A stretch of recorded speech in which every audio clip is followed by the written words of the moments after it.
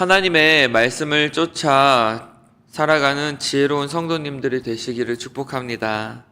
우리는 정말 돈이면 뭐든지 할 수 있는 세상 속에서 지금 살아가고 있습니다. 그러다 보니 많은 사람들이 돈을 가장 중요하게 생각하며 살아가고 있습니다. 수단과 방법을 가리지 않고 어떻게 해서든지 더 많은 물질을 축적하기 위해서 노력하고 있죠. 물론 돈이 많으면 우리의 인생이 편해질 수 있는 것은 사실입니다. 하지만 우리가 많이 들어서 잘 아는 것과 같이 돈이 사람을 진정으로 복되게 만들 수 없다는 것입니다. 오히려 많은 물질은 우리로 하여금 그 자체에 집착하게 만들어서 하나님을 생각하지 못하게 만들고 또 교만하게 만들어 하나님과의 관계를 멀어지게 만듭니다. 사람을 복되게 만드는 것은 세상의 물질이 아니라 바로 지혜라고 성경은 이야기하고 있습니다. 따라서 우리가 힘써 추구해야 될 한 가지 가장 중요한 것이 있다면 그것은 바로 예수 그리스도이며 참된 지혜라는 사실입니다. 우리가 하는 말은 그 사람이 지혜로운 사람인지 아닌지를 보여주는 시금석이라고 말을 합니다. 유난히 잠언을 읽다 보면 말에 대한 내용이 많이 나오는 것을 볼 수가 있습니다. 그만큼 우리가 말을 하는 것이 중요하다라는 사실이죠. 오늘 21절 말씀에도 보면 입이 선한 자는 남의 학식을 더한다라고 말씀하고 있습니다. 지혜로운 사람은 항상 그의 입으로 선한 말을 함으로 말미암아 다른 사람들에게 유익을 주고 또한 그로 말미암아 자기 자신도 유익을 얻는 사람을 이야기하는 것입니다. 반면에 미련한 자는 어떻습니까? 그 입으로 악한 말을 내어서 듣는 사람으로 하여금 해를 입히고 그리고 자신도 결국 화를 당하고 맙니다. 24절 말씀에 보면 선한 말은 꿀송이 같아서 마음에 달고 뼈에 양약이 된다라고 기록하고 있죠. 여기서 마음에 달다라는 것은 마음의 위로가 된다라는 말입니다. 그리고 또 뼈에 양약이 된다라는 그 말은 힘을 준다라는 뜻입니다. 즉 선한 말은 다른 사람들에게 위로가 되고 또 그들에게 힘이 되는 말을 이야기하는 것입니다. 그래서 리차드 칼슨이라는 사람이 유쾌한 부부 심리학이라는 책에서 선한 말 그리고 그 다른 사람들에게 힘을 주는 말에 대해서 이렇게 말하고 있습니다. 그 종류가 여러 가지가 있는데요. 한번 들어보시고 여러분들이 이런 말을 자주 쓰고 있는지 아니면 그렇지 않은지 한번 생각해 보시기를 바랍니다. 그 말에는 이런 것들이 있습니다. 사랑해요. 고마워요. 잘했어요. 당신밖에 없어요. 도와드릴게요. 잘 될 거예요. 믿음직스러워요. 당신 곁에는 제가 항상 있을게요. 어려울 때면 언제든 말씀하세요. 이해합니다. 너무 속상해하지 마세요. 와 같은 이러한 말들은 다른 사람들에게 위로가 되고 힘이 되어주는 말이라는 것입니다. 우리는 이런 말들을 잘 이미 알고 있음에도 불구하고 평상시에 혹은 부끄러워서 아니면은 훈련이 잘 되어 있지 않기 때문에 하지 못하며 살아갈 때가 많이 있죠. 하지만 여러분, 우리가 이런 말들을 우리의 입에 담고 계속해서 사용하게 되어질 때에 우리는 지혜로운 자들이 되어질 수 있는 것입니다. 사람들이 들을 때 행복한 말은 그냥 다른 사람들의 비위를 맞추기 위해서 하는 말이 아니라 진심으로 그 사람을 사랑하는 마음으로 생각하는 마음으로 해주는 말입니다. 그래서 말은 우리의 마음에서부터 비롯된다라고 이야기를 하죠. 지혜로운 자의 마음은 그의 입술을 슬기롭게 한다라고 오늘 본문에도 말씀하고 있습니다. 예수 그리스도가 우리의 마음에 가득한 사람은 은혜의 말을 하게 됩니다. 전능하신 하나님을 믿는 사람은 항상 긍정적인 말을 하게 됩니다. 예수 그리스도의 사랑이 그 마음 가운데 가득한 사람은 하나님의 형상으로 지어진 그 형제 자매들을 세워주고 그리고 그들을 칭찬하는 말을 하게 되어지는 것이죠. 사랑의 말이 넘쳐나게 되는 것입니다. 그래서 그런 찬양도 있죠. 우리 CCM 중에 나의 입술의 모든 말과 나의 마음의 묵상이 주께 연락되기를 원하네.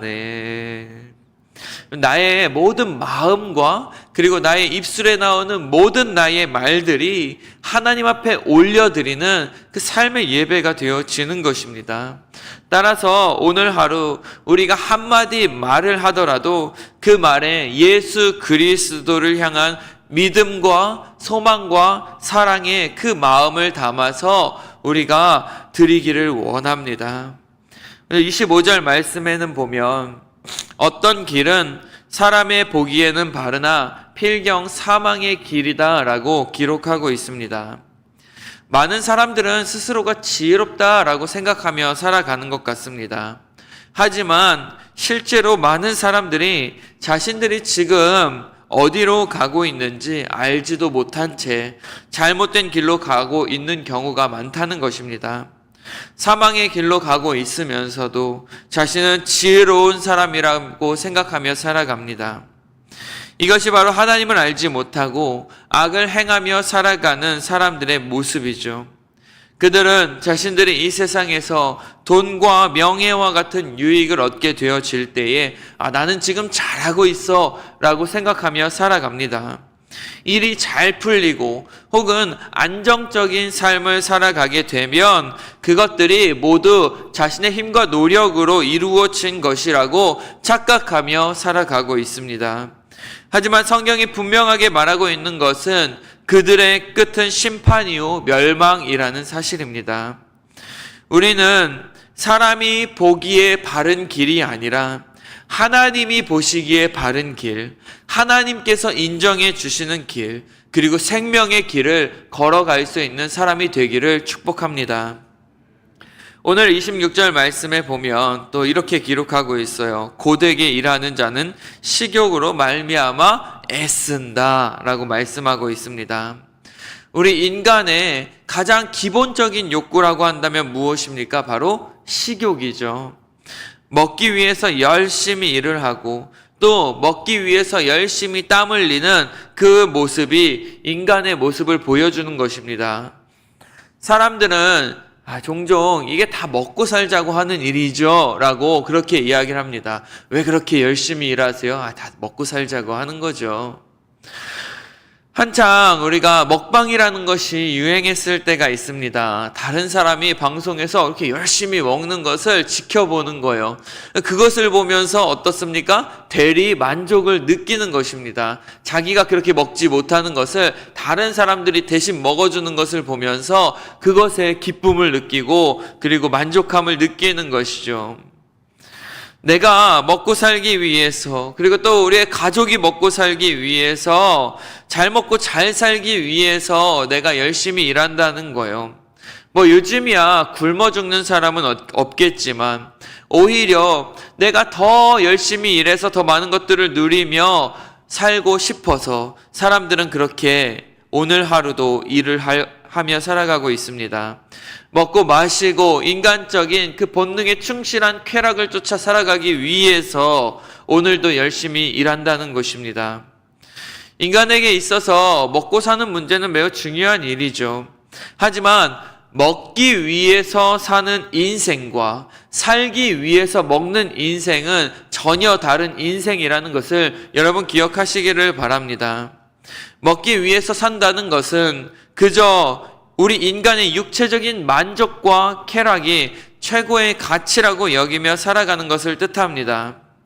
먹고 사는 것이 아무리 중요하다라고 하지만 그것은 결코 우리를 만족시킬 수 없고 우리의 인생의 목적이 될 수 없다는 것을 성경은 계속해서 우리에게 말씀해 주고 있습니다. 만약 우리가 먹고 사는 인생에 몰두하며 본능에 충실한 삶을 살아간다면 우리는 동물들과 전혀 다르지 않은 그런 무가치한 인생을 살아가게 될 것입니다. 우리는 먹고 사는 문제보다도 더 고차원적인 것을 추구하며 살아가야 하는데 성경은 그것이 바로 하나님의 영광을 위한 삶이라고 말씀하고 있습니다. 인간의 제일 되는 목적은 하나님을 영원토록 하나님을 영화롭게 하고 영원토록 그분을 즐거워하는 것이라고 말씀하고 있죠. 우리는 하나님의 형상을 따라 지음받은 하나님의 복된 자녀들이고 또한 영광스럽고 복된 존재들이라는 사실을 여러분 잊지 마시기를 바랍니다. 우리는 그저 이 세상에 먹고 살기 위해서 태어난 사람들이 아닙니다. 본능에 충실한 삶이 아니라 하나님의 창조 목적에 충성된 삶을 살아가시기를 원합니다. 그래서 먹든지 마시든지 무엇을 하든지 하나님의 영광을 위해서 할 수 있는 저와 여러분들이 되시기를 원합니다. 그러기 위해서 우리는 우리의 마음을 잘 다스릴 필요가 있습니다. 오늘 32절 말씀을 보면 노하기를 더디하는 자는 용사보다 낫고 자기의 마음을 다스리는 자는 성을 빼앗는 자보다 나으니라 라고 그렇게 기록하고 있죠. 본능에 충실한 삶을 살아가는 사람들은 어떻습니까? 자신의 감정에 따라서 말하고 행동합니다. 여기서 마음으로 번역된 히브리어 루아흐라는 것은 내면적인 그 감정의 동요나 흥분 그리고 충동 등을 가리키는 것입니다. 따라서 마음을 다스리는 자는 내적인 그 감정의 동요 없이 정확한 판단력과 평안을 유지하는 사람을 뜻하는 것입니다. 솔로몬은 그만큼 자신의 감정을 다스리는 것이 얼마나 힘들고 어려운지를 잘 알았기 때문에 그것을 잘 다스리는 사람은 어떤 용사보다도 낫고 그리고 성을 빼앗는 자보다도 낫다라고 그렇게 말하고 있는 것입니다. 다윗이 위대한 이유 중에 하나는 그가 싸움을 잘했기 때문만은 아니었습니다. 그는 그 전에 자신의 마음을 잘 다스릴 수 있었기 때문에 이스라엘의 위대한 왕이 될 수 있었던 것입니다. 하나님의 마음에 합한 사람이라 칭함을 받을 수 있었던 것입니다. 반면 사울은 자신의 마음을 잘 다스리지 못한 채 분노로 자기의 인생을 마감하고 말았습니다. 만약 다윗 역시 사울과 같이 자기의 그 감정을 컨트롤하지 못해서 사울을 대적하거나 아니면 기회가 있었을 때에 그 자리에서 사울을 죽여버렸다면 백성들의 인정을 받지 못했을 것이고 이스라엘의 왕이 되어지기 어려웠을 것입니다. 혹 왕이 되었다고 할지라도 사울을 따르던 사람들과 그리고 그의 세력들을 하나로 통일하는 것이 매우 어려웠을 것입니다. 사람에게 있어서 그렇기 때문에 중요한 것은 어떤 외적인 힘이나 능력, 지식이 아니라 바로 자기 자신을 잘 다스릴 줄 아는 마음이라는 것을 여러분 기억하시기를 바랍니다. 우리의 마음을 항상 하나님 앞에 내어놓고 그리고 잘 다스릴 수 있어야 합니다. 그러기 위해서 오늘도 우리는 성령의 도우심을 구해야 하는 것입니다. 하나님, 오늘도 나의 마음 가운데에 좌정하사 나의 마음을 다스려 주시옵소서. 우리는 기도해야 하는 것입니다. 마지막으로 우리에게 일어나는 모든 일들은 하나님의 섭리와 계획 가운데 있다라는 사실을 우리는 항상 믿으며 살아가야 합니다. 33절 말씀에 보면 뭐라고 말씀합니까? 제비는 사람이 뽑으나 모든 일을 작정하기는 누구에게 있다고요? 여호와께 있다라고 말씀하고 있는 것입니다. 제비를 뽑는 그 행위 자체는 우리에게 있을지 몰라도 그것을 뽑음으로 말미암아 이루어지는 모든 일들은 하나님의 손에 있다라는 것을 우리는 믿어야 하는 것입니다. 모든 것이 다 하나님의 주권 가운데 이루어진다라는 것을 믿는 사람은 담대하게 나아갈 수 있는 것입니다. 하나님을 향한 그 믿음으로 우리가 결정하고 그리고 담대하게 행할 때에 그 길을 하나님께서 선하게 인도하는 것입니다. 그렇기 때문에 여러분 두려워하지 마시기를 바랍니다. 놀라지 마시기를 바랍니다. 하나님이 저와 여러분들과 함께 하십니다. 우리는 참된 지혜이신 그 예수 그리스도를 우리의 마음을 품고 하나님의 영광을 위해서 우리의 말과 우리의 마음과 우리의 모든 행동을 다스릴 수 있는 자들이 되어져야 합니다. 말씀에 대한 순종이 없는 인생, 제어되지 않은 그냥 본성만으로 살아가는 그 인생은 결코 하나님을 기쁘시게 할 수 없다라는 사실을 여러분 기억하시기를 바랍니다. 매일매일 우리 자신을 돌아보고 하나님의 말씀에 비추어 예수 그리스도를 오늘도 닮아갈 수 있는 저와 여러분들이 되기를 간절히 축복합니다. 그래서 우리가 먼 훗날 다시 서로를 만나게 되었을 때에 그때는 우리의 모습이 더욱더 예수 그리스도의 모습에 가까워져 있고 얼굴에서부터 그 예수 그리스도의 그 지혜가 넘쳐날 수 있는 그러한 저와 여러분들이 되기를 간절히 축복합니다. 함께 기도하시겠습니다. 하나님, 정말 매일